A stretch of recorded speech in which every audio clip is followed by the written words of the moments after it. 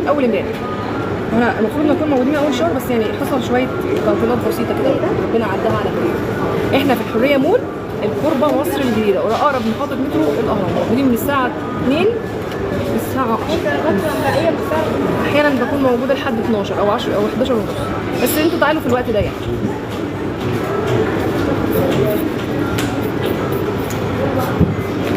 كحل شجلام اهو،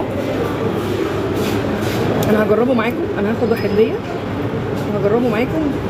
غالبا ده ايه هيبقى ونشوف دنيته ايه. اللايف ده ممكن يتسجل اصلا وانزله على اليوتيوب احسن، صح؟ بس انا نفسي اطلع لايف على كل المنصات، وكان في برنامج حاجه زي كده، بس انا مش موبايلات كتيره منين. ادي كحل شجلام ده لسه نازل جديد، ده مش الاوريجينال، ده السيم اوريجينال اللي هو تصنيع دبي، تصنيع بجوده عاليه جدا، لكن الفرق بيكون في العلبه او في الباكج من بره. فانت بتدفعي تقريبا نص الثمن او 3/4 الثمن، في ان انت ما دفعتيش ثمن العلبه والجمارك والحاجات اللي هي الفرق بين ان انا اجيب البضاعه من الصين غير لما اجيب البضاعه من الامارات. اكيد لما هجيب البضاعه من الامارات هتكون ارخص طبعا. احمد زيزو انا عارفاك يا احمد.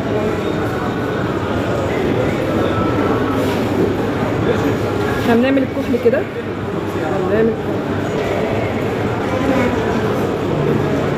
ومبدئيا انا شايفاه طري.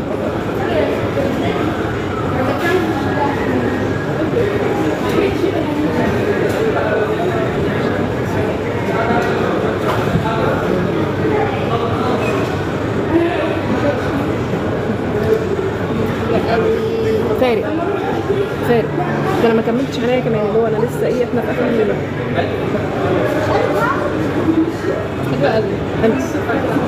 حلو العين دي فارقه، انا شايفه عين دي وسعت كبرت، مع ان الكحل بيضايق العين بس انا بيوسع عيني.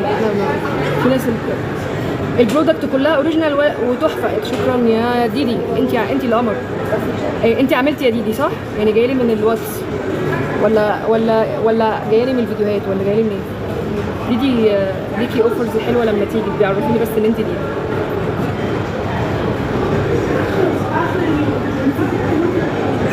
انا عموما الكحل انا باخده كده يعني من اول عيني، من طرف عيني هنا كده. شايفين الفرق يا جماعه؟ ده بالنسبه للكحل. اكتر حاجه بتطلب مني هي الكحل واقلام الحواجب.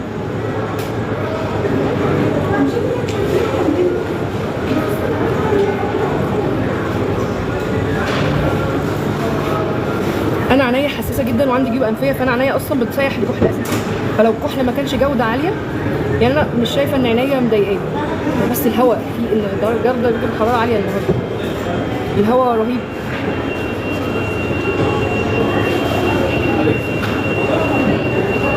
هتيجي احط المرايه كده.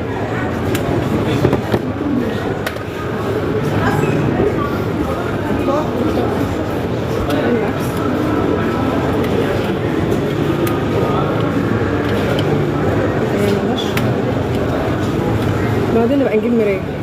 فهو شجلام ظريف. انا سيفورا مجرباه معاكم، او انتوا عارفين عن سيفورا يعني، فده اكتر حاجه بحبها يعني. شايفه الفرق رهيب، مش وجع لي عينيا، مش محمر لي عينيا، كان طري قوي طري. فانا شجلام هريكومند للناس اللي بتحب الحاجات الاوريجينال، حاجات كويسه. جنبنا ايه هنا عندها اكسسوارات حلوه جدا، جنبنا هنا كمان اكسسوارات، بس هو مش مستعد دلوقتي، مش عايز، بكره نبقى نصور معاه بقى. المول فيه كل حاجه، فيه لبس، فيه فضه فوق البراند بتاعه اسمها ايه؟ نعمه. عندهم انا جبت من عندهم حلقه فضه جميل قوي اللي انا اتصورت بيه امبارح، حلو قوي قوي. وعندهم اكسسوارز جميله. دي شكرا يا ديدي. يا ديدي عماله تكبس. ديدي انت عملتي ردي عليا، انت عملتي ولا جايه من التيك توك ولا جايه منين؟ اللايف بقى في 186. الله اكبر يعني. هو دي حاجه كويسه ان انا ما فتحتش بقالي 3 سنين، فعلا 3 سنين ما فتحتش لايف واحد بس. كل لما اجي افتح لايف يا اما بنتي تشد مني التليفون، يا اما تصرخ، يا اما وحتى وهي نايمه بحاول اعمل شغل البيت وحاجات البيت. كنت عندكم امبارح. اهلا يا ديدي. فكري داليا صح؟ كنت عندكم امبارح. فكريني اشتريتي من عندي ايه؟ اشتريتي حاجه، اشتريتي غسول تقريبا، او انتي ومامتك اشتريتي الغسول والكريم. ايوه صح، فاكراكي صح. الكريم عامل ايه؟ اشتريت ايه بقى؟ ماما داليا اشترت الكريم اللي هو اللي هو ديزور. عايزين نطلعه، نطلع منه كام واحده كده عشان ده منتج حلو قوي.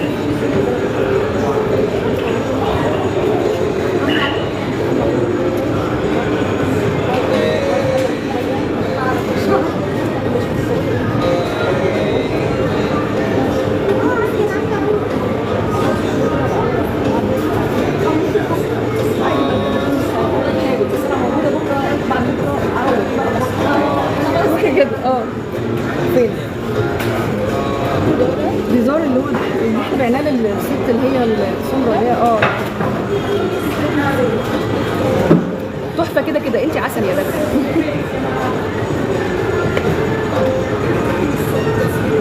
انتي سكر. شكرا على التجهيز. ايه ده عسل ده؟ لما تعملي لايف بقى هبعتلك اسد.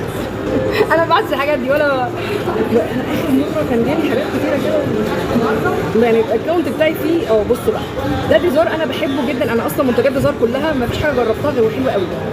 بحبه بشكل، انا بحب ده. هتلاقوا عندي اول فيديو الاغاني المشوشه على الصوت ولا ايه. هتلاقوا عندي على الفيديو مثبت. احنا طالعين لايف يا عم، بطل اغاني شويه. خليك. هتلاقوا عندي ده حطاه. ده بياخد لون البشره، فالبشره اللي الست اللي خمريه او بشرتها غامقه شويه بياخد لون بشرتها في نفس الوقت. بصي انا هجرب لكم سواتش كده. بصي انا هنا يعني ايه، ماريا معانا هنا بيوتي ادفايزر برضه. بصوا ادي اهو على الايدين اهو، خد اللون. ليه بقى؟ هو عباره عن كريم فاونديشن مش فاونديشن. يعني انت لو عايزه تغطيه بتحطي فوقيه باودر، واحنا عندنا باودرات كتير قوي. في فيتامين سي. وبصوا بقى الميزه ان هو فيه فيتامين سي وفي حاجه اسمها جلوتاثيون. الجلوتاثيون ده خطر جدا. ان انا الناس شفت محمد رمضان لما بيض فجاه خد جلوتاثيون. وياسمين عز دي ولا اسمها ايه؟ ياسمين عز المذيعه. شوفي كانت سمرة قوي زمان ودلوقتي بيضة قشطه. ايه ده؟ لدرجه ان هي حاطه لينسز لبني ولايقه عليه. فهي كانت بتاخد حقن جلوتاثيون. دي خطر جدا على الكليه. لما بتتاخد او لما بتدهن عادي تقدري تغسلي وشك بعدها بساعه او ساعتين خلاص كده مش خطر. فده فيه فيتامين سي وجلوتاثيون، بيدي تفتيح مع الوقت. السمر قوي ما انصحش ان هي تحطه، مش هيغير بس مش هتديكي التغطيه. هو تغطيته بسيطه على فكره عشان تكونوا عارفين. فلازم بحط فوقيه باودر. بحط باودر ايه بقى؟ في باودرات كتير قوي. في عندي انا بجيب لكم افضل الحاجات اللي اشتغلنا بيها في المعارض. احنا ان شاء الله هنبقى ربنا يسهل وننزل بازار لميس. هننزل بازار لميس باذن الله. احنا هنتاخد كوبي رايت بسبب الواد ده. هيبوظ لي اللايف والله. البودرات بقى بصي بقى، كان في امبارح بودره شجلام بعناها كانت شبه دي برضو. في مال شجلام. البودرات اللي عندي ايه؟ ماك، وعندي ايترنتي، وعندي برجوا، ومايت سينما اخر واحده. بس انا مش بحب دايما شغل مايت سينما قوي، بس كان من زمان. ايترنتي دي جديده حلوه الوانها. تعالوا شوفوا الوانها على الطبيعه وتعالوا.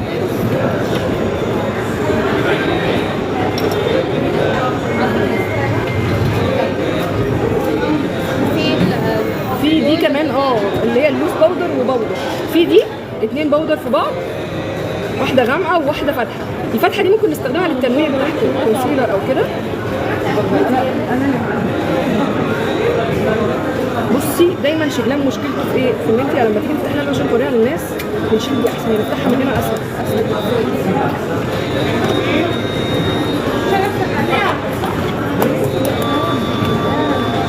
بصي بقى شجلام نزلت 3 انواع باودر، بس انا خلصت من عندي اللي هي البيج. الناس بتحب دي زي بتاعت هدى بيوتي. دي البينك من فوق اللون البينك كومباكت باودر عاديه، ومن تحت اللوز باودر. طب ليه بينك وحد بيحط البودره بينك؟ طب في لون اغرب اللي هو الموف والناس بتحبها. طب هي بتعمل ايه الموف؟ الموف بتعادل الوان البشره لو البشره فيها عيوب او ندبات او كده. الناس مثلا اللي مش مرتاحه للنمش او مش مرتاحه للكلف او كده بتاخد الدي. البينك بتدي ناس شكل اصغر شويه. شكرا يا ديدي على التكبيس. ديدي عماله تكبس، واضح ان ديدي عجبتها المنتجات قوي. الباودر فاونديشن اخر واحده بتاعت شجلان هتبقى شجلان، واللي هي باودر فاونديشن لا ده البرايمر. البرايمر برضو اهو احنا خلاص دخلنا الصيف. هاتي البرايمر الاخضر والموف، ودي باودرات شجلان اتفضلي اهو. الاسانسير اهو، السلم اه. بصي لما تعوزي حاجه احنا عندنا هنا حاجات كتير قوي اوفرز كتير. تنورين. هاتيها سيبيها شويه لو انت مش عارفه تشيليها. بصوا بقى دي جميله قوي. ودي على فكره عايزه اقول لكم على حاجه، هي مش يعني هي فاتحه بس هي بتديكي بس ايه الشكل اللي هو يعني المط للبشره. دي الشجلان باودر فاونديشن شجلان اخر واحد. لا البرايمر بس هي شبه دي بس ارفع شويه. بتلاقيها تحت. بصي تحت خالص. البرايمر برايمر الموف، وانا مش عارفه ليه عملوا برايمر موف. انا لسه ما هو طلب مني بس انا ما جبته بس عشان الناس اللي طلبته. هنتكلم عن الباودر فاونديشن. دي اجمد باودر فاونديشن. هي باودر فاونديشن ما فيهاش كلام. من اهي بتدي تغطيه عاليه قوي، تغطيتها عاليه. هي كانك حاطه فاونديشن ومعاها الاسفنجه بتاعتها. دي بتاعت شجلان.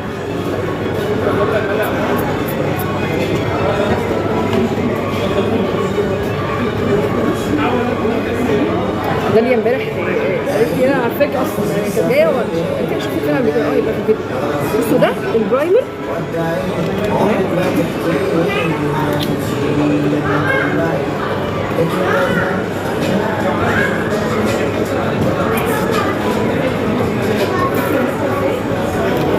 ده البرايمر الموف. انا مش هفتحه معاكم دلوقتي اول مره واشوف اكتشفه، بس الناس كتيره بتجربه وتشكر فيه قوي.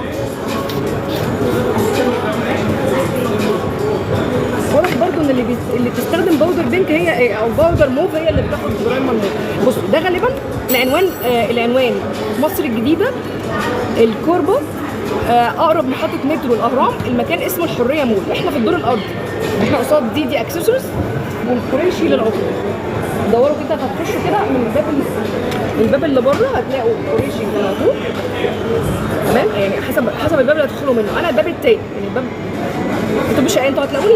بصوا بسهوله جدا الاسم اسمه عندنا عروض حلوه قوي من اول 15 جنيه و 35 جنيه. فانتوا هتطلعوا كده هتلاقوا في الشوق اول ما تدخلوا الباب هتلاقوا الكوريشي للعطور. امشوا كده بس هتلاقوا برضه عنده برفانات كتير حاجات حلوه قوي. البرايمر ده دي بقى البرايمرز بتاعت شجلان مع المعلقه بتاعته. ما اعرفش ليه معلقه. هو ده برايمر دهني شويه، لكن ده برايمر جيلي دهني للبشره الجافه او في الشتاء شويه. تمام. العنوان يا رنوش. خلاص كده عرفتي العنوان. ادي البرايمر اهو، تحسيه دهني شويه. بصي تحسيه بس هو هو سيليكون. التاني برايمر جيلي تم استهلاك باقه الموبايل. انا لازم اشحن كل يوم ب 100 جنيه اصلا حاجه. انت عاجبك حاول انا عاجبني الجل اللي هي عاملاه قوي. عامل زيه تحفه اللون لذيذ. رب الاقي زيه. لو لقيتي زيه هاتيلي بس ده يبقى ده البرايمر خلاص. وده البرايمر الموف. بص هو ده فيه بلو بيري يعني اعتقد فيتامينز يعني. تمام. بالعنب او جريب يعني بلو بيري وعنب. ده ما فيهوش حاجه. ده بس عارفه اللي هو ما فيهوش حاجه. هو برايمر بس خلاص. شوف بيقفل المسام عشان الحر اللي احنا فيه. طيب بمناسبه الحر بقى هنتكلم عن هنتكلم عن الصن بلوك ومزيل العرق. الصن بلوك ومزيل العرق.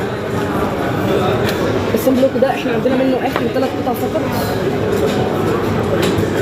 ورا هنا تحت. خايفه يكون ده اللي وقع تبقى مصيبه. واحد اهو فوق. فاضل واحد كمان. تمام. ده الصن بلوك بتاع ديزار، والشركه دي انا بثق في حاجتها جدا، هي والفيتامين سي سيروم ده، يبقى اخر واحد برضه، اخر اثنين. الفيتامين سي سيروم ده بالهيالورونيك اسيد والفيتامين سي بيروق البشره، بتحطيه تصحي تلاقي بشرتك بعد فتره كده شكلها حلو. وده امان حمايه الشمس 60. الميزه في البرايمرز بتاعت كوريا ان هم اذكياء قوي في لدرجه ان هي ممكن تقعد اكتر من 12 ساعه، يعني تاثير او اكتر من 6 ساعات. الصن بلوك عموما لازم تغيريه كل ساعتين، وانا شايفه ان دي حاجه رخمه جدا. مفيش حد هيغسل وشه ويشيل الميك اب في الصيف كده، وكل ساعتين لازم تجدد. لا ده عادي، ممكن 4 ساعات 6 ساعات عادي. مزيل العرق، كريم مزيل العرق. هنجيب برضو مزيلات عرق اللي تسالك عن حاجه بتجيلي في الشات مطلوب كذا، عشان كل فتره كده بتعمل كريم ريحته حلوه قوي، ريحته كاندي. ديودرنت كريم سكين كاندي، ريحته جميله. حمايه مثلا طب 24 28 ساعه. ريحته جميله، ريحته بابل جام كده، حلو قوي. فده لو حد سأل على ديودرنت، وكمان بيدي في وايتنينج يعني مبيضات. انا عايزين ندخل تعالي نرتب حاجه شجلام كده. هي الحاجات مترتبه من بره، بس الحاجات اللي مش مترتبه تعالي نتكلم عنها ونحطها مترتبه.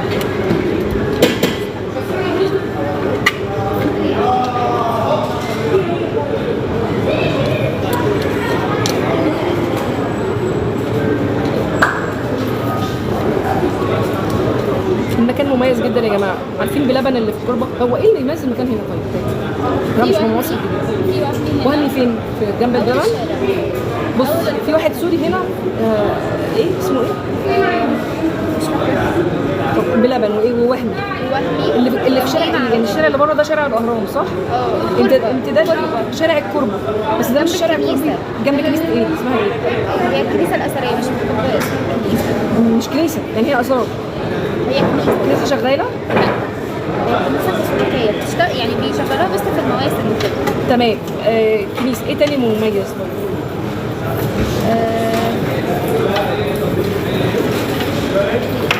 اكتر حاجات مشهوره هنا هو زي ما بقول لك وهمي اللي هي البرفانات البليه حلوه قوي، يعني بديله للبالم، البيكيني بالم اللي بيعمل تقطير للمنطقه. ده نيل سيرم ولاش سيرم، عايزين نحطهم الاثنين مع بعض. ده اي شادو. تعالي نوريهولهم من جوه. احنا خلينا النهارده نتكلم عن شيكان، بس انا مش شايفه حد بيسال حاجه قوي. ايسنس ماسكارا ايسنس اوريجينال في بيكو.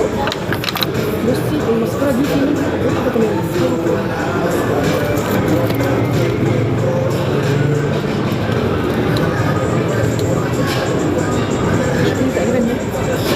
دي ماسكارا ايسنس البينك الاوريجينال، دي بتطول الرموش او بتدي شكل طويل للرموش.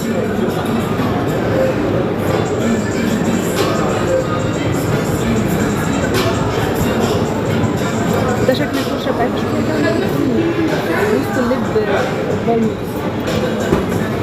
ده فرشتها رفيعه. فرشه ايسنس الخضراء اتخن شويه.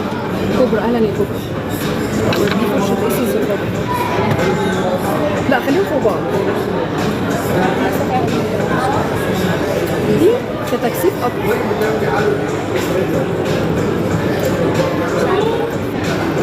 بنحاول تلاقيها. انا فاكره هما كانوا بس في الاوريجينال. دي كمان في الاوريجينال. انا عامله ركن للاوريجينال وركن للسين اوريجينال. الحاجه الاوريجينال اكيد هقول لك اوريجينال، الحاجه السين اوريجينال اكيد هقول لك سين اوريجينال.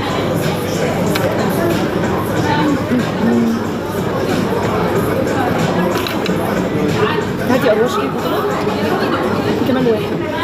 في كيكو اللي هو مش ضبط. عايزين نركب الحته الاول اللي مش متركب بيه كده.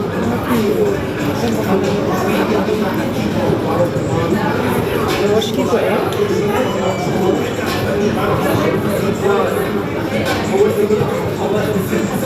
اللون الاخضر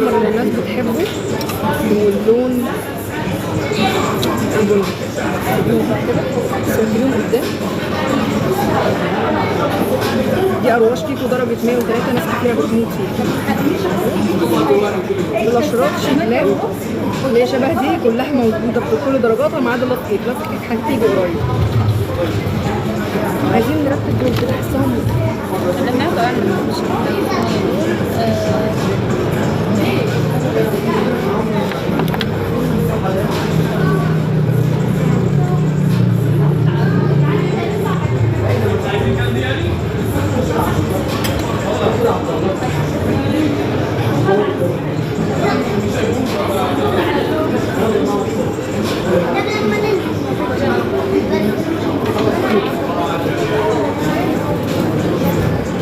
اهلا يا لوكا. شكرا يا طهراء.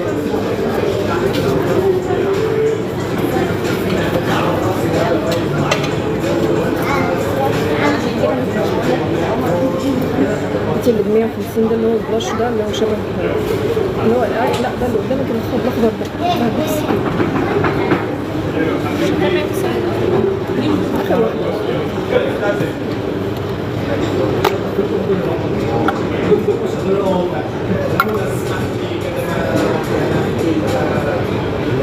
وصلنا 2300 يا انجاز. طبعا في واحد بيوصل لمليون في اللايف يعني هو ده مش راضي يفتح ليه. بصوا ده حاجه اسمها بلاشر ستيك. بس هو انا مشكله الاصدار ده ان هو بتاع ما بتطلعش هو كده بيبقى عامل كده زي رول او كده. توربيني اهلا توربيني. عايز ده؟ خده معايا.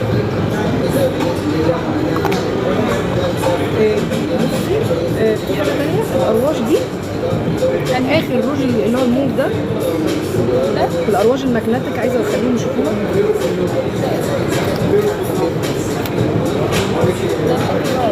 ده بتاع شباب ده ليك بص شبه ده بالظبط. دي بس هي الناس عارفه شكله الناس عارفاه. ده روج كريمي اللي هو الموف ده اخر واحده واخر واحده في مصر تقريبا. انا تقريبا خلصت عليه عشان نبقى بنفتحه من كده من اللزقه دي. مش مشكله نشيل اللزقه بس ما نشيلش اللي لو فتحتيه من تحت على العلبه هتبوظ.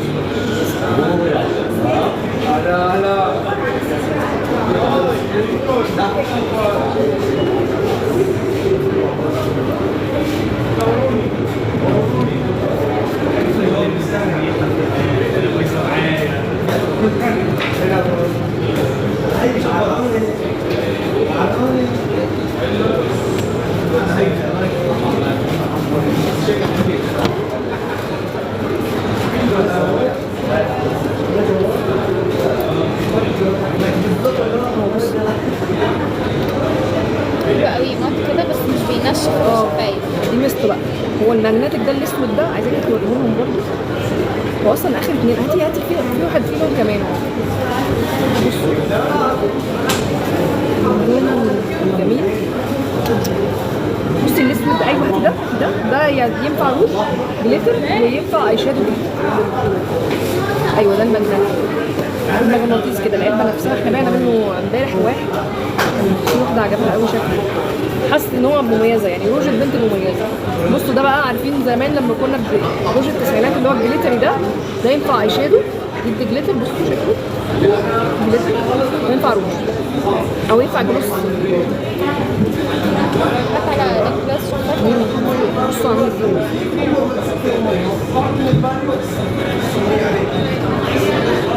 عامل زي البودي.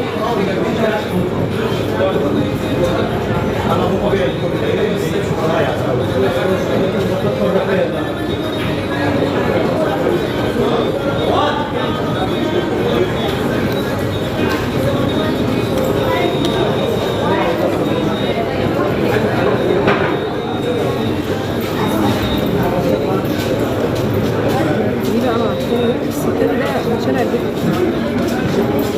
اتفضلي بتتفرجوا على حاجه شغال معاكم. ده الروج الماجنتيك يا جماعه. بصوا عاملين ازاي. مش شكل الباكجينج اصلا يعني لو عروسه حاطه ده على تسريحاتها اكيد هتبقى مميزه قوي.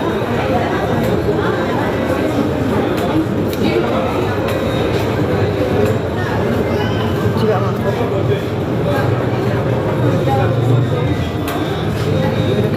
المط عارفه الروج اللي بيقلب مط ده صح؟ ده اللي في ايديكي ده. هاتي بقى بتاعت فرشه الحواجب دي برضه. ماشي قدام لي هاتيها كده. دي بنداري بيها فراغات الشعر وبنرسم بيها الحواجب. حلوه قوي برضه. دي فرشه الحواجب بتاعت شجلان. وبنعمل كده هي اهي. بنعمل كده هي بصوا هتداري فراغات الشكل. عايزه ترسمي حاجه رفيع بتعملي كده، عايزه ترسمي حاجه تخين بتعملي كده.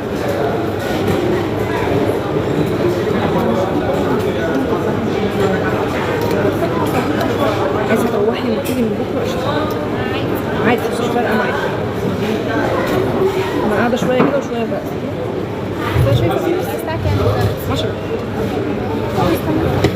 ممكن استنى حبة مش البلاشر ستيك برضو اهو. انا عندي بلاشر ستيكس كتير قوي.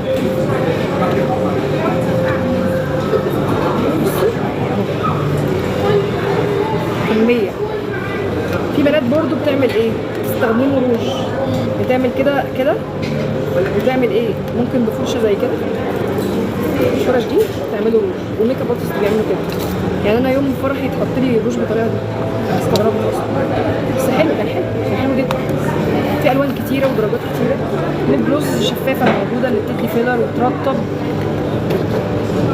مراوح موجوده. الليكويد بلاشر ده برضه لسه من حاجه انا لسه مجربتوش.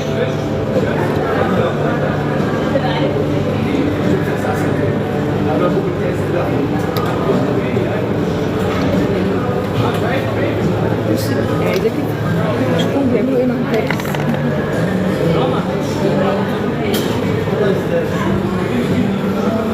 والله روج ولا ليكويد بلاشر؟ روج ومنه ليكويد بلاشر. ومكتوب عليه ليكويد بلاشر بس الباكجنج باكج روج.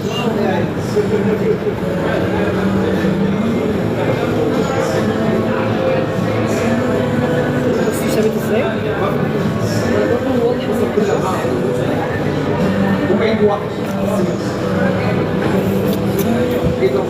يا ترى الدنيا فوق عامله ايه؟ انا خليتي كانت فاضية. هي فاضيه.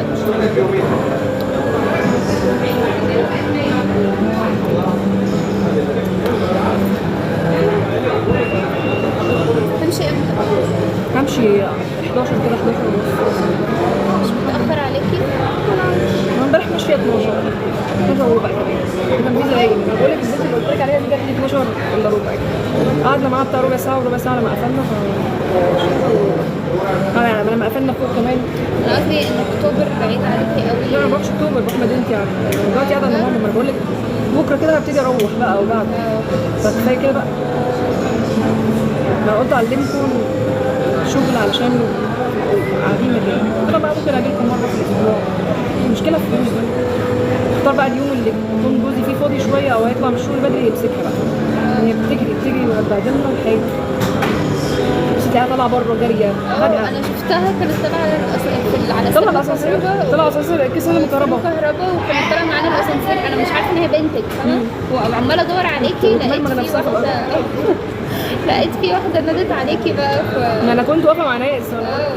انا مش اركز مع الناس ولا اركز معاها طبعا.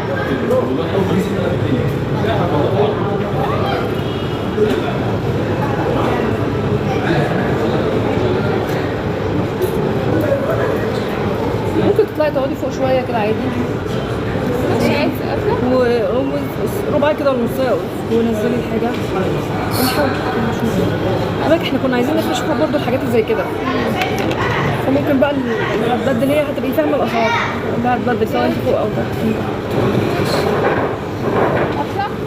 تيجي بكره على هنا اقول لها هي تطلع فوق على الشوط. ماشي عادي. ماشي؟ ماشي. خلاص. نجرب هنا نشوف. ماما داخل الوقت. ماشي.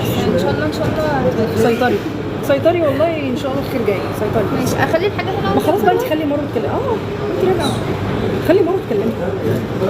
اخلي مروه تكلمها. ماما بتحب مروه في بعض كده خلاص. هي مروه منين؟ ايه؟ مروه منين؟ انا مش عارفه بصراحه منطقتها فين. هي اسمها مانجا اكتر. يعني انا اعرفها بس عشان صحابي. ماشي.